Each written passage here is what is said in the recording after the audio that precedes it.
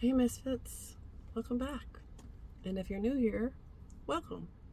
I'm Sean or Shaunacorn of Shaunacorn Mindship Coaching. So, May is Mental Health Awareness Month, and I want to talk about mental health. And not in a surface level way. I want to talk about mine. I have struggled with mental health for as long as I can remember. Like, back to being 4 years old. Depression has been a part of my life for a very, very long time. My lows used to be incredibly low. Crippling depression, staying in bed for days, sometimes weeks, not functioning, not living, just existing. And over the years, I've had multiple attempts to end my life. My last one was about 4 years ago, while I was still married. Before that, it was about a year before. And before that, back in my teens and 20s. I didn't get real mental health help until I was out of my mom's house and on my own, around 22, when I was pregnant with my daughter. That's when I finally started seeing a psychiatrist. And for a long time, it was just medication.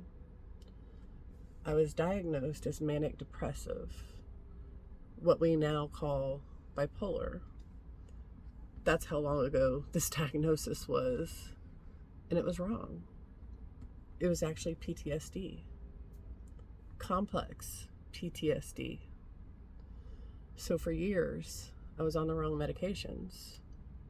Trying different things, trying to feel better, trying to feel normal. I was on lithium for a while. And it actually helped. More than anything else I had taken, which is wild, because I didn't actually need it. Yet it got to the point to where my liver function was almost failing. And I held on to it longer than I probably should have, because it was the only thing making me not feel so fucking bad. And I want to say something about that, because I'm not saying don't trust doctors. I'm not saying the system is broken and nobody knows what they're doing.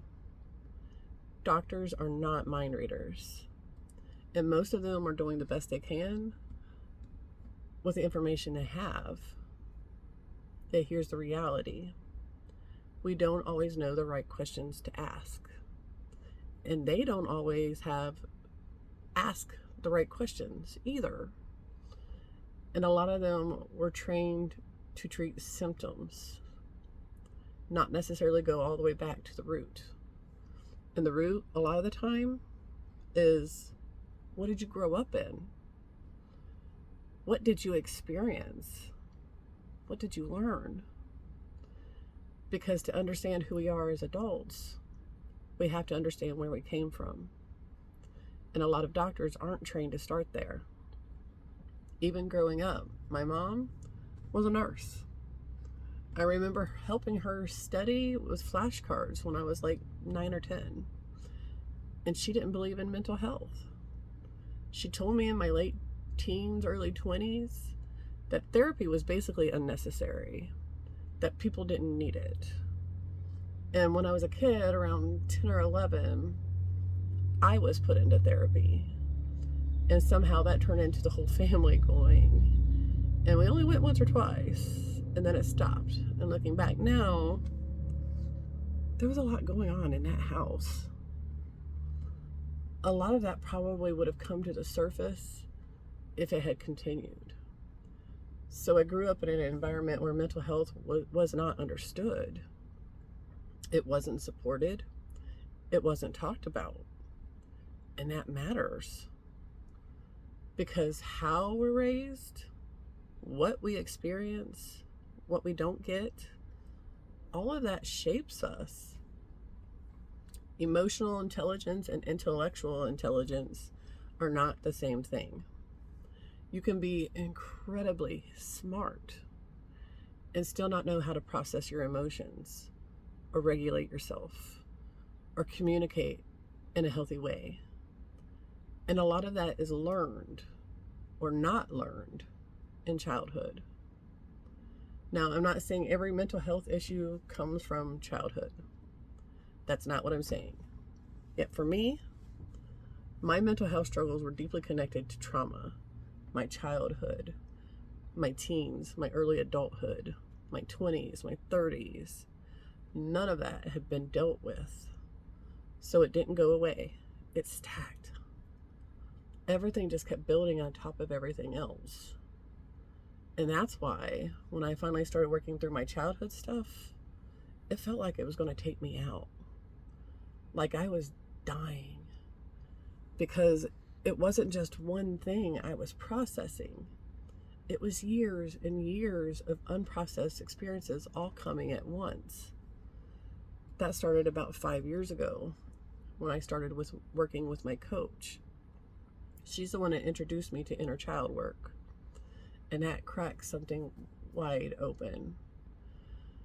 That's also when I started getting flashbacks, memories, things I did not have access to before. Not because they didn't happen, yet because I didn't have the capacity to hold them yet. Our brains protect us. Our nervous systems protect us. If something is too much for us to handle in a moment, it can block it or limit access to it. And as we heal, as we feel safer, as we have support, our capacity expands. And then things start coming up. That's what happened with my childhood. And that's what also happened with my marriage, because even while I was learning about abuse, watching it, understanding it, I still didn't recognize it in my own life.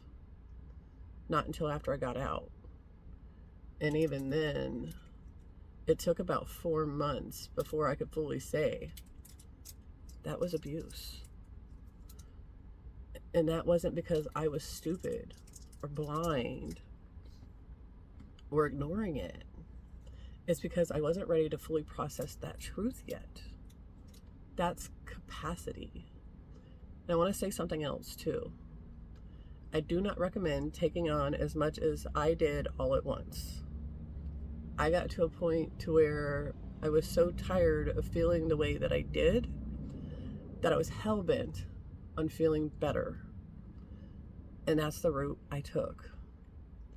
Yet you don't have to do that. Go at your own pace. Take on what you feel like you can handle. Because this work can be a lot. Yet I will say this. Better is possible. Because I went looking for better. And better is what I found. Not perfect. Not easy. Yet better. My mental health still ebbs and flows. I still have ups and downs. Yet my lows are not what they used to be. I don't stay stuck the way I used to be. I don't live in that same level of fear. And that's because of the work, the awareness, the healing. So when I look back at my life, my mental health has been a roller coaster. And most people who know me now, they don't know that version of me. They don't know the woman who was terrified of the world, who had no confidence, who was beaten down and broken. They know this version of me.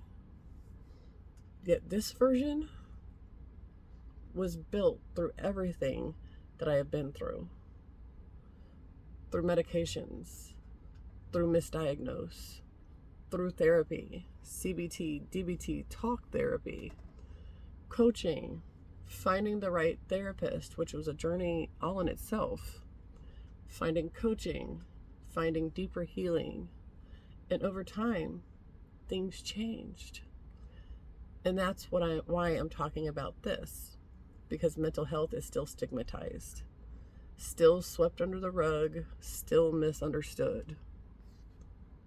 And the more we talk about it, the less power this stigma has. Because the truth is, none of us are immune. We all struggle at times. Life happens, stress happens, loss happens, and it doesn't take much for someone to find themselves in a really, really hard place, like mentally. So if you're in that place right now, or if you see yourself in any part of my story, you're not alone. And more importantly, it doesn't have to stay this way. I'm not saying it's easy. It is not. I'm not saying everything just goes away. It doesn't. Yet I am saying things can get better. Things can change, because they did for me. If any part of this resonated with you, feel free to share your story in the comments, or just let me know you're here. And if this helped you feel a little less alone, like it, share it, save it, so it can reach someone else who might need it too. You're not alone in this. Take care, Misfits. I love you.